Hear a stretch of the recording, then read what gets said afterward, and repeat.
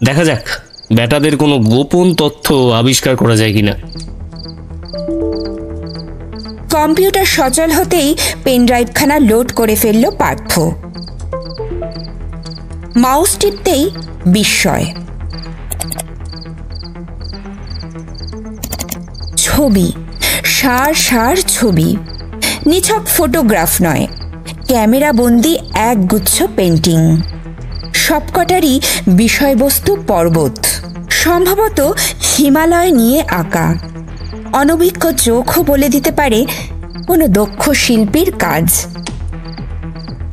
একটি ছবিতেও রং চড়া নয়, নীল, বাদামি, লাল, সবুজ সবই বেশ হালকা হালকা।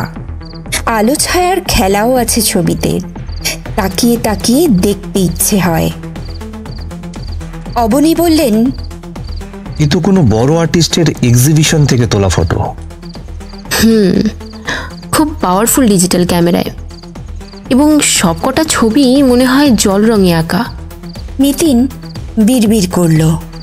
পার্থ বলল, মোট 37টা আছে, তার মধ্যে 3টেতে ক্রস মার্ক। কেন বলো তো? কেমন অদ্ভুত ঠেকছে না?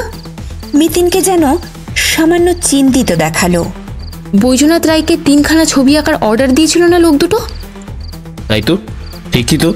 পার্থ ঢকঢক মাথা নাড়ল। কিন্তু আঁকা ছবি আবার আঁকতে বলবে, মানে কপি করাচ্ছিল? হতে পারে। অবনী বললেন, অনেকে তো ভালো ছবির কপি দিয়েও ঘর সাজায়। তাই কি? নিতিন ঠোঁট টিপল। ব্যাপারটা নিয়ে তো এবার ভাবতে হচ্ছে।